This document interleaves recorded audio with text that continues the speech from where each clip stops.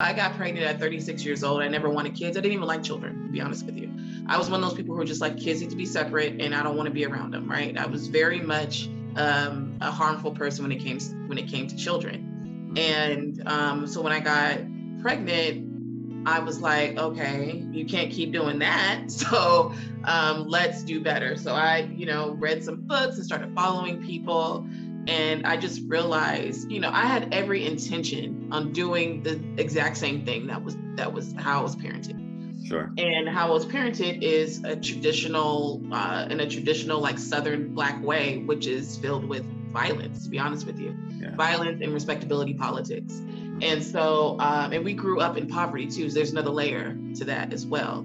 And so I knew that that's definitely, once I started reading and it started coming up, like the brain damage that can be done from that type of parenting, the way that it disconnects you from your child, the way that some of the trauma responses that have become my personality, right? Like I started looking into all of that and I was just like, nah, I'm not doing this. And then I realized that I didn't like children because I felt I was projecting onto them all the things that I felt about myself as a child based on how I was raised. And so it has a huge, I mean, that's the only reason I have Parenting Decolonized, is because I saw that so many people are struggling with this and needed this lens, needed to see someone that looks like them and speaks like them, talk about this and from a very specific viewpoint that I feel like is not spoken about enough. The Grow Dialogue podcast is a liberation project that explores equity, inclusion, belonging, conflict resolution, and culture in the workplace and beyond, including in our personal relationships, families, and communities. Each week, my co-host, Mariella Marie, and I will bring you insightful guest interviews and artistic expressions curated to amplify emerging voices who are sharing practices that support society's transition to a more collaborative, just, sustainable, and liberating coexistence. We live during a time when divisiveness and polarization dominate the social, economic, and political discourse. In response to this reality, and empowered with the skills of authentic dialogue and systems thinking, I created an anti-oppression framework for social sustainability called Theory of Indivisibility to help illuminate a different path forward. Our hope is that these conversations and calls to action will ignite tolerance and empathy and provide guidance for our global listeners who want to actively engage in ending all forms of oppression while creating thriving relationships in the workplace and beyond. I'm Dr. Sundiata. Let's grow dialogue. All right, here we are. Yolanda, thank you for being here with me. Yes, thank you for having me. Thanks for your patience. Oh, indeed. How are you feeling today? Pretty good. Awesome. Well, I appreciate you carving out the time to be here with me today. And I'm so excited to introduce the Grow Dialogue audience to you and your work.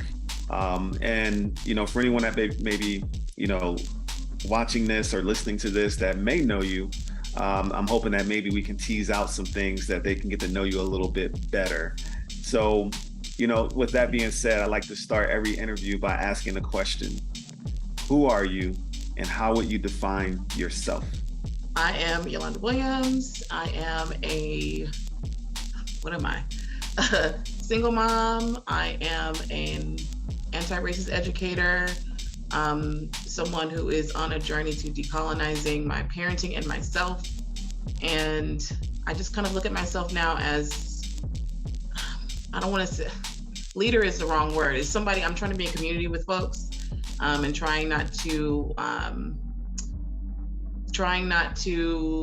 be hierarchical, that word. Yep. But I do know, that one.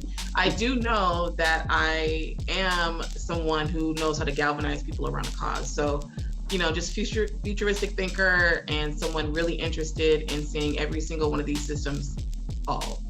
I love it. So I think the word that I've replaced with leader is like organizer. How do you think organizer feels?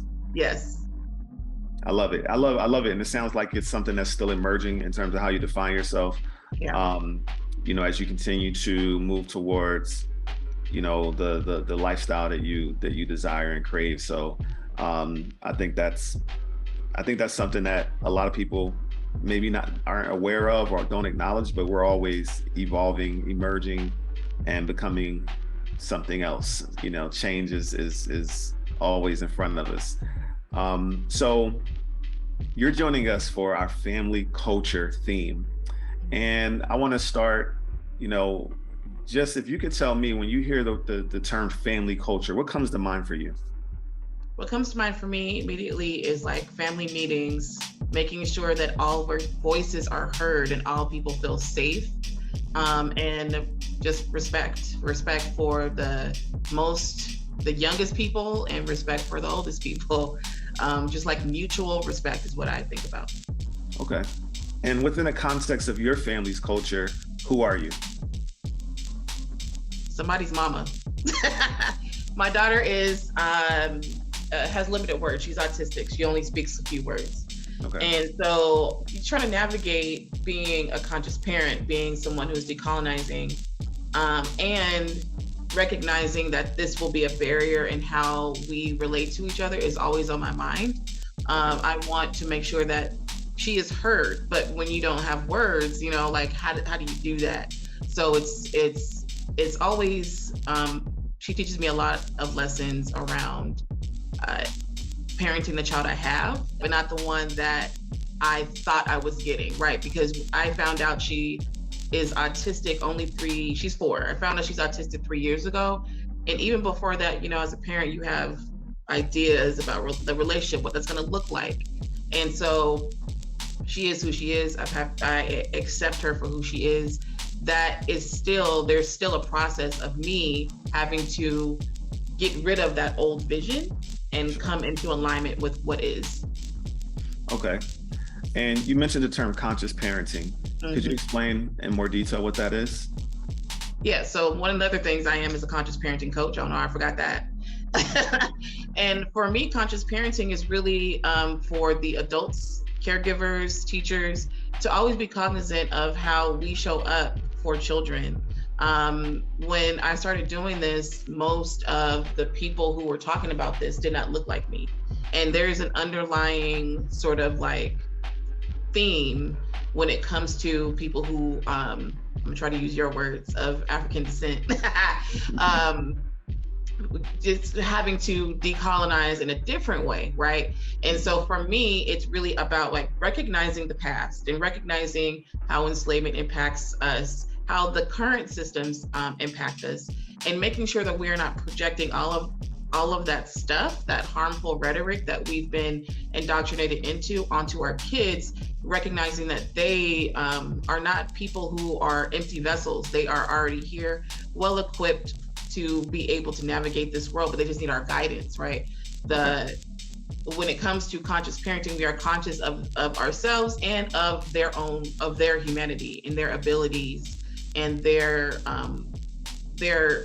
ability to be able to, what am I trying to say? Because I guess when I grew up, agency and autonomy, like really being, like really respecting, like we are not parenting people who just are, got nothing in their brains. Right. We are parenting full humans with a range of emotions, and we're here to guide them. So that's what that's about. Awesome. And also you mentioned decolonizing yourself. Could you explain what that means for our listeners? So for me, it's layered, right? People hear decolonizing. I've gotten a lot of pushback on using that word. The reason why I'm gravitated toward decolonizing is I read a paper, and of course I don't remember it, but it was about colonization and the steps of colonization. And most of it was mental and physical, right? Of course, decolonizing also means land back for indigenous peoples of Turtle Island, but it also means for the people descendants of people kidnapped from Africa, that we have to recognize like what that did to us as parents, as people, how that impacted the way we are with ourselves, what we think about ourselves, and the way that we move throughout this world. So it's really like going down when I looked at it, it says something about like it was like self, community, and then political systems, and how a lot of us don't even realize that we are basically gatekeeping for the very things that are harmful, that our ancestors were brutalized for. And so for me, it's just thinking about, and you helped me with this, with systems thinking, learning how to look at what's going on around us and look at like, how am I contributing? How am I gatekeeping for? And how am I invested in these systems? And what can I do to sort of move away from that and become someone who is more aligned with more indigenous ancestral ways of practicing and moving through life? Sure. And I like to just kind of speak to that a little bit as well for our listeners, in terms of how I think about decolonizing and how that plays a role in everything that I, put out, especially in alignment with my like theory of indivisibility. I don't use the term decolonizing within my theory of indivisibility, but it's definitely an undercurrent, of what I'm promoting through, I guess this framework and this theory. And, for me, once I understood the role of colonization, and how it was rolled out around the world, and the purpose of it, was to accumulate power and resources, and let's just say accumulate an overabundance of power and resources beyond what any one person or groups of people need. And then when I took a look at the various social systems that were born out of this quest for an overabundance of power and resources, and how these social systems oppressed, how they erased, how they caused environmental harm, as well as, harm to different cultures and people. I began to personally go on a journey to unlearn and then relearn new ways of being and doing that were more in alignment with environmental sustainability, as well as sustainability in terms of my relationships with myself and others. So, like you said, I think it's interesting too when you speak to the pushback that you've heard. I've also seen online in terms of indigenous people of this continent pushing back against people of African descent using that term, or I guess just people of all other ethnicities using that term. And what comes up for me when I hear that is, I feel like I would hope that we could get to a place of understanding, listening to understand one another, because within the English language, or just language in general, I would think we use words with different intent and different meaning, and that's where it comes, like, for me, that's a starting point for a conversation. But then it's like, once we go under that and beneath that and listen to understand what someone means and why and what it means to them, I think there's space for understanding within that. And I don't think it has to be rooted in a competition, over a word. It may mean one thing for them, and I'm interested in learning and understanding and honoring what it means to them. But I think that I would hope that for those who do have an issue, that they can come to a place where they could also create space in their minds and their hearts to understand that it may mean something different for people like you and I, to kind of help us move towards, the sustainability that we all ultimately crave. And ultimately, that competitive thing that's a part of colonization. Moving away from competition, moving away from us versus them energy. So I hope that's something that emerges as well as all of us continue to, do this work or come into these awarenesses, and trying to create relationships that are, not rooted in harm. So, yeah. And just piggybacking off of what you said, my biggest thing is there's a still, I think, and I believe that the conversation is expanding, right? But I do still think that even people who I'm sorry, I'm not gonna use your terms, non-Black people, non-Black people of color, right, have to grapple with the anti-Blackness that is really rampant in a lot of these other cultures. And that creates sort of like a very narrow lens to where, even though we weren't colonized and our land was not stolen, we are descendants of people who were stolen, right? So that process that we go through is uniquely different than anyone else. And we have a completely different definition of colonization that is actually still aligned. When the paper I read is from a Native American person. Right. And so what they were talking about is the mental aspects of it. But then I just read a paper, and I will send it to you. It's called Meta-Colonization, and it is about what's happening now and how it's around like the stories that are being told around colonization, how history is being rewritten, how art is being viewed. And so it's this, all of these things that we have to keep in mind that especially descendants of enslaved people, we have a unique journey that requires us to undo the violence and the harm of enslavement, how that impacted, it's still impacting us to this day. We can't deny that 400 years is a long time on the scale of us, being in this country and what that has done to us as a people. So I just want to add that. Indeed. Thank you for adding that. So my next question is, what role would you say your family culture growing up played a part in you becoming who you are today? A huge part. So when I got pregnant at 36 years old, I never wanted kids. I didn't even like children, to be honest with you.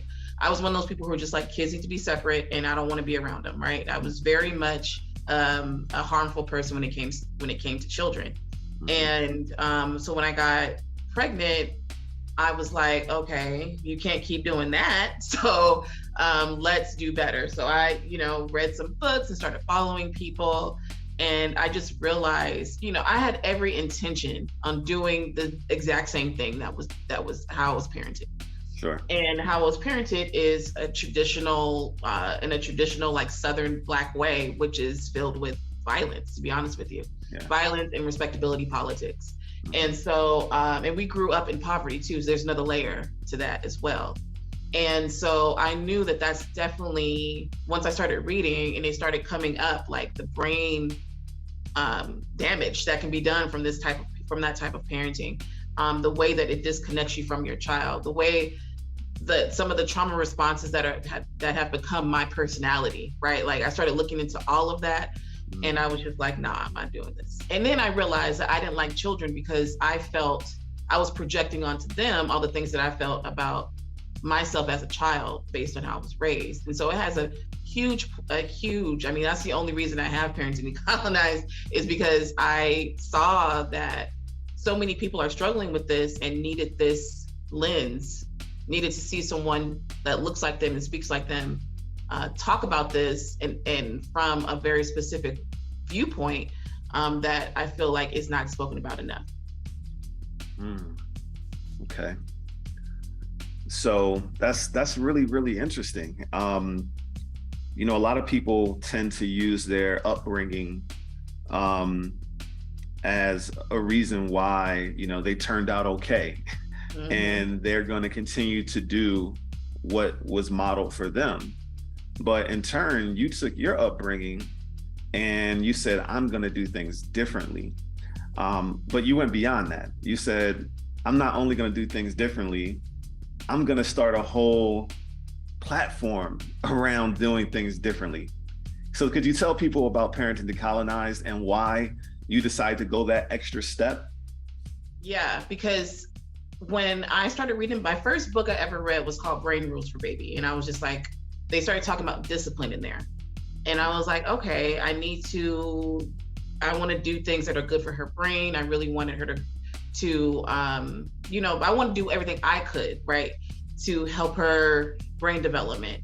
So they started talking about discipline and how and what not to do. So I started looking and researching like alternative disciplines because I had no clue. Yeah. And that's where I found positive parenting. That was my first introduction into this world. Okay. And I joined some groups and I started following pages like Janet Lansbury and now I'm going to forget, Rebecca Eanes is another one. And I was like, this is cool stuff. Yeah, but I still felt weird. I still was just like, but this is not, there's something missing. And I didn't know what that missing was until I got into a Black positive parenting group. And it was positive parenting, but it was still like diet white supremacy up in there. Because the person who was leading that group was very much aligned with respectability politics. And that was when I was first coming to the consciousness of, we have to talk about this differently amongst Black people. We have to talk about how colonization and enslavement have impacted us. And so I read Spare the Child, Stacey Patton. And then I read, I'm not done with it yet because it's a heavy book, but Post-Traumatic Slave Syndrome. Right. And that just like shifted everything for me. And so upon reading that, I hooked up with my girl, Crystal. So I was like, I think I should do a podcast, because my whole thing is I don't consider myself ever an expert in decolonizing. Mm-hmm. I'm not even an expert in parenting. I'm not even an expert of myself yet, right? I don't know a lot. And so what I wanted was to create space for learning, for my own learning, so I can learn from people how to decolonize and how to be a more conscious person and a conscious parent. So that's where I first got started. It was more of a quest for my own knowledge, really. Okay.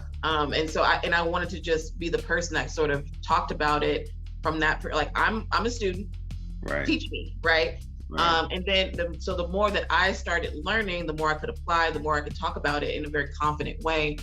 Parenting Decolonized got started, and it took off. And actually, as a podcast first? As a podcast, well, no, as a Facebook page first. Okay. I was doing the podcast, but I hadn't finished it before I started posting. See, I have a social media background, so I knew I had to do a bunch of stuff before I started, the podcast. Okay. And the way that it really got people's attention was actually, I think 3 years ago today, I posted the poem by Hess Love around Black Breastfeeding Week. And it was a picture of a enslaved woman holding a white baby. And that got like people's attention. And from there, I was able to find people like you and, our friend Damari and a bunch of, Black people who I didn't know were in this, but right. I was able to now create this beautiful community of people who are doing this work and teaching me along the way, like really, really modeling to me what this is supposed to look like. And being people who there's no competition. We're all in this together. We want more people to be talking about this. Mm-hmm. And so, yeah, it's just Parenting Decolonized and the conferences too. I was like, I kept seeing parent conferences and they would have like token Black person, the one person, maybe a brown person. I was just like, absolutely not. Like, I have no desire to learn from y'all. I just don't.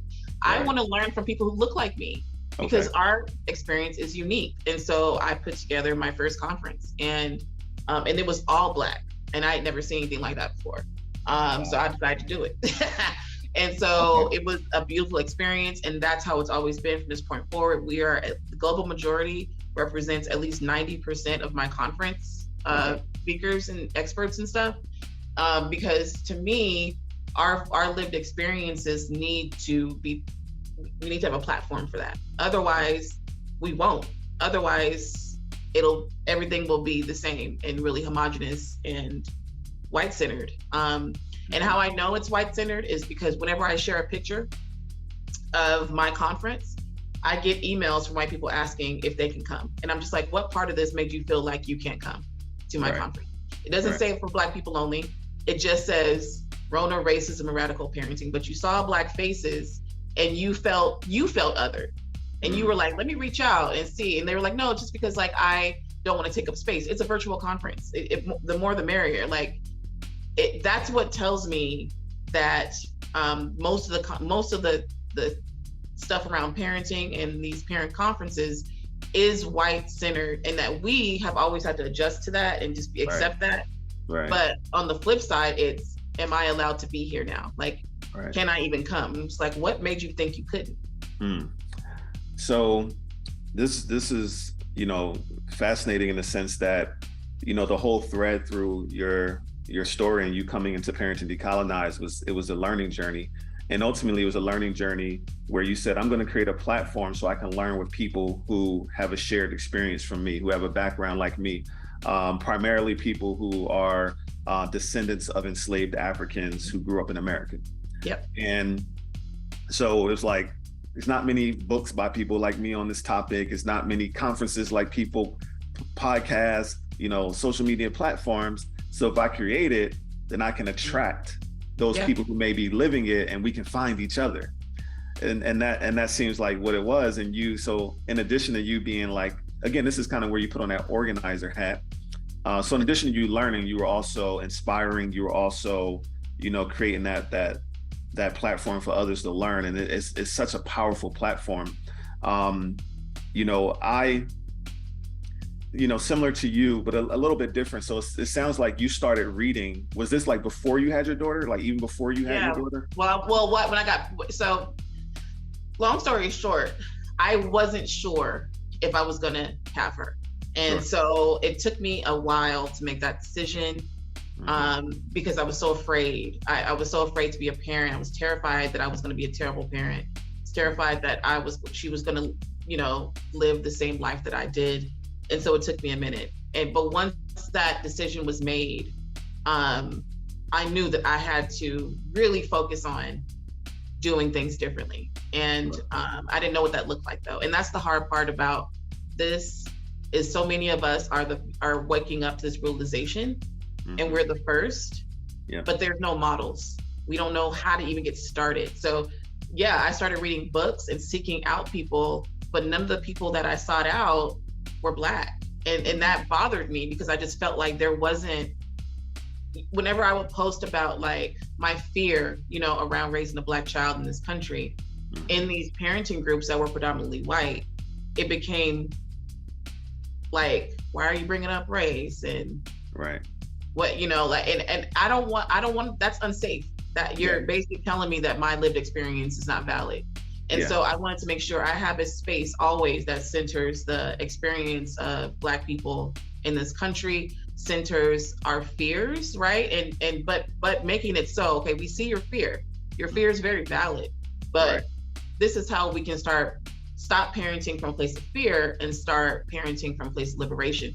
And that's scary in and of itself. So there's a lot of releasing that has to be done. And that is not a discussion that happens outside of the Black community. It just doesn't. Facts. Oh my goodness, so powerful. So I think back to my journey and how I found my way to conscious parenting. And, my daughter, my first child, was born in 2008. And it wasn't until she was probably 2 or 3 that I realized I was unequipped.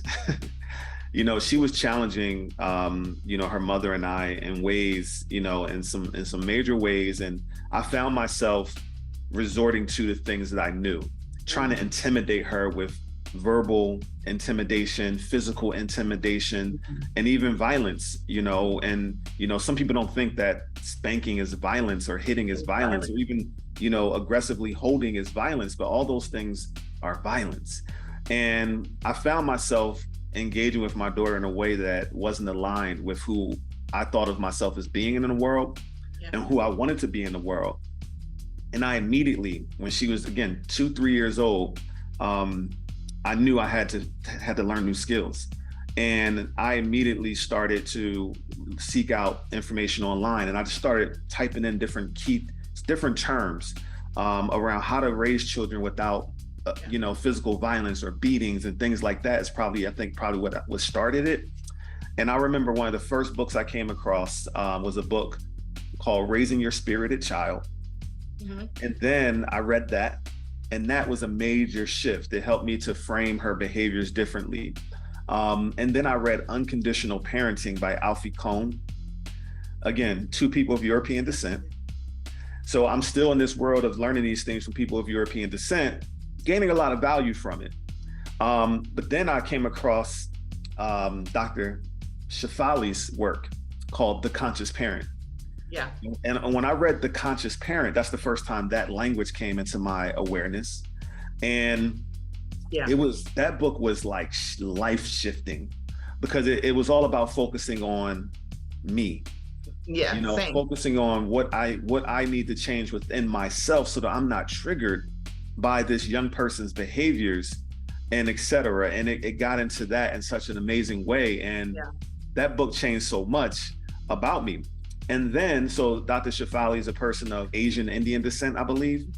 And then maybe a year or two later, I ran into Akilah Richards' work, because I was into the unschooling space by this time, and just by literally miraculously. And I think, for those who are listening, I'm going to interview Akilah, and she'll be on this show, and I'll go into that story then on how we met. But it was totally serendipitously how I came into Akilah's sphere. And she was the first person of African descent who was talking about these concepts of, raising free children. And she had a podcast called Fare of the Free Child. And it resonated so much. And it was so exciting because she was the first person of African descent that I heard talking about unschooling, and the first person of African descent that I heard talking about conscious parenting. So it married both of those. And I felt like, again, I felt seen, I felt heard, I felt understood. I felt like I could hear this message in a way that's going to really speak to the nuances of people of African descent in America who are descendants of enslaved Africans. And again, the world opened up. And then a few years later, I had the privilege of finding a group on Facebook called Conscious Parenting for the Culture that was centered around the experiences of people of African descent, or for those who identify as Black people. And that was your group. And then from there, I found your page, Parenting Decolonized. I found your podcast. And I felt like your group was just, it was so amazing. I was able to go in there and read all the different scenarios that people were going through. And then the different recommendations and the different feedback and perspectives from other people, who shared that cultural experience. And it was just such a it was, and it still is to this day, such a powerful platform. And I say all that to say thank you. Thank you for going on this journey to improve, your own parenting for your daughter, but also saying, I'm going to do it out loud. I'm going to do it in community with others, and therefore creating a movement that I know is liberating so many children. And one of the things that I like to say is that I personally believe that conscious parenting is an act of social justice. It is. If an individual watching or listening to this does nothing else towards, thinking that they want to do their part towards making the world more just, becoming a conscious parent, that alone is going to do so much to make a positive impact for the future of, humanity, because you're raising children and modeling respect, modeling humanity, modeling nonviolence, modeling love and very, ways that are empowering, et cetera, that's going to have a ripple effect, for generations to come. So yeah, it's fascinating, to hear the origins of it all, especially considering now learning for the first time that you didn't even want children. And it was something that, literally it was a decision, and that decision you made to say yes, has led to something really, really beautiful. And you have such a large following, on Facebook, and all across all social media, your podcasts and your conferences. And it's just making such a positive impact in the world. So giving you your flowers, I'm giving you your flowers. And, I know it's laborious and it's hard work. And, we're going to give those who are listening an opportunity to, in a moment to learn where to go follow and everything. But before we get into that, I just wanted to ask you, could you share a story that has inspired you in your work? Is a story that may stick out, that, kind of has been like a driving force, a driving inspiration that either got you started down this path or continues to, empower you and influence and inspire you as you marched on the path that you've chosen? I don't know of any one story, but all I know is my kid, who is, like I said, she's 4, she is autistic, she has limited words. And it is a challenge being a single mother to a disabled child who does not speak words, but who is her mother's daughter, right? I mean, she is like, you can't tell me what to do. And I remember I had a friend who was coming over here. And this is gonna seem like a worst, but anyway, she was coming over here. She's coming from out of town. I hadn't seen her in a while. So I'm like, really focused on that whole, like, get the house ready before company comes, you know? Mm-hmm. So I pick her up from school and I'm like, all right, girl, here's the, here's this, your snack, TV, I'm going to clean this house. And she followed me around the house as I was cleaning. I was getting more and more triggered, more pissed off, like, leave me alone. I'm trying to do this thing and here you go. Like, you have toys. And then I was saying some of the same stuff my mom used to say to me. You got all these things. What do you need? Like, go play, leave me alone. You have all these toys. Like, what are you all up under me for? Why do you keep following me? And I remember going upstairs because I was trying to calm down. I kept feeling myself because I know how to recognize when I'm about to lose control. And I always am very upfront with people. When you grow up in a violent environment, for a lot of people, gentleness is not your first instinct, right? My first instinct is always harm. It is. And I'm very open about that because I want people to stop feeling like they have to be perfect on this journey. There's levels to this, and it's like progress over perfection. When I know I'm causing harm, once I realize it, I stop. But that doesn't mean I don't do it sometimes, right? I'm still a human being, I'm still growing. And I have to intentionally walk away in order to not cause her harm. My second thought is always, you said you're not gonna do this, so don't. And I always walk away. So she followed me. And I like swung around because I was so mad. I'm like, I'm trying to get away from you so I can calm down. And I like swung around. I just looked at her. I finally like looked in her face and she just honestly wanted me to play with her. She hadn't been around me all day. She was at school and she just wanted to spend time with me. Right. And here I was yelling at her, for that. And it just reminded me I need to slow down. Mm-hmm. And who are these people I'm trying to impress? Like, if you come to my house and it's dirty and you have a problem with that, you can either help me clean or you can leave. That's now how I operate. Like, I don't have enough. I have ADHD. I have, depression. So I don't have enough spoons to try to impress people anymore, all the respectability around it. So that just kind of taught me, like, your kid, because she can't speak, you have to be extra conscious. Like, you have to be extra aware of the impact of your words, of your actions on her. And even when you don't feel like it, you can still be gentle in the moment. Like, you can still be, I could have still said to her, because she is assuming competence. She's very smart, right? Like, I could have said to her, okay, give mama a moment and give her things to do. And then, like, she'll sit there if I say it, but I wasn't communicating properly. I wasn't being kind. I was being very harmful and violent, if you really think about the words that I was using to get her to leave me alone. Right. And I just stopped what I was doing and went and played with her. And to be honest, it was almost like an inner child moment because of feeling that way a lot throughout my childhood, that I was not liked, that I wasn't wanted, I was a burden. And then not having anyone to tell me otherwise has stuck with me for a very, very, very, very long time. And it's the reason why I did a lot of things as an adult that are very harmful and risky. And so me actually just stopping that moment, recognizing the harm I was causing, stopping, and then doing the thing that she was asking me to do was almost like an inner child, like, healing moment, because I didn't have that, but I can be that for her. And I can honor my own need as my own inner child needing to play, needing to not be so serious all the time and not always focused on production, right? On doing stuff, just being, and that's okay. I don't have to impress people, like all these things. So it's a really arbitrary story. Like, it was really like weird story, but it stuck with me because I recognized what I was doing and stopped it and did something different, which is hard to do if consciousness, if being intentional is not your thing. Right. And a lot of people feel like this is impossible. Like, I can't, like, how can I do this when I have all these things, all these bills and all these things? How can I just stop?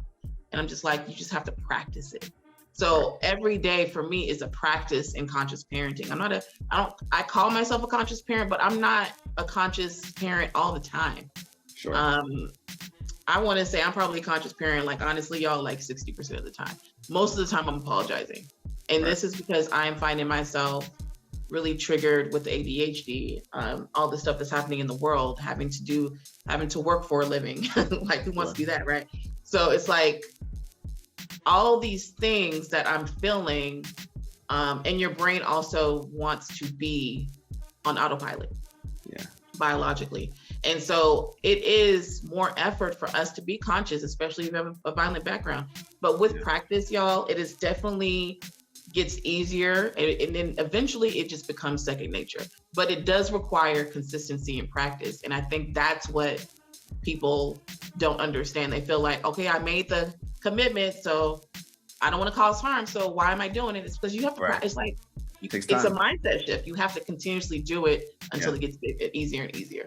Yeah, because we have the majority of our lives living in an unconscious world and unconscious systems that do harm. So it's hard to unlearn those things, and it takes time, and we have to have grace. It's one of the things I'm always saying, like, I have grace with myself. I have like this thing in my mind where I'll say I'm doing the best I can, and I think honestly, it starts there. When I talked about the Conscious Parent, the book, like we got to start reparenting, ourselves, learning to forgive ourselves, learning to be gentle with ourselves is like the first step in learning to be gentle with others, including the children in our lives. So I will say, you said that you're constantly apologizing, but I think that in itself is a conscious act, because, I didn't grow up with adults apologizing to me. So it's that in itself is modeling, a level of respect, for the humanity of a young person, no matter their age. So I think that in itself is progress and a part of the journey. So thank you for sharing that. And so let me ask you this, as we get close to closing out, if you think 5, 10, 15, 20 years down the road of the exponential impact of Parenting Decolonized, conscious parenting for the culture, more and more people coming into these spaces and learning and immersing themselves in this work, this self-work, and raising free people, in community with one another, whether it's virtually or in our neighborhoods. What would you say your vision, for the future of family culture is, if we had that, thinking knowing that that's going to happen? What are we going to see? My biggest thing, because I'm a very futuristic thinker. When I first got into this, my whole thing was raising resistors and dissenters and people who will not tolerate abusive behaviors by parents, teachers, or even the government.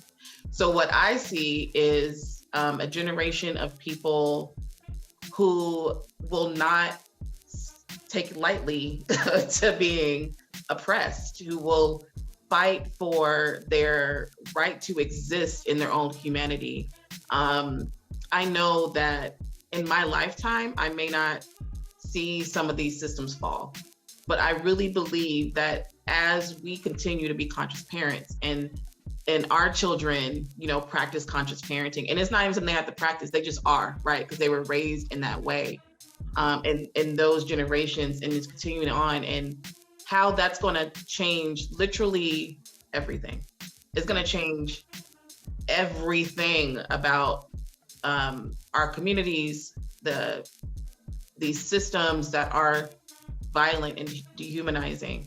It's going to be a huge cultural shift in just how we relate to each other, and even how we relate to the earth. Like all of it is, the interconnectedness of it all is going to be more, people will be able to see it better. Because right now we're still so in an individualistic sort of mindset. But when you are a conscious parent or practicing this way, you learn that so many things are connected, and your kids start to learn that as well.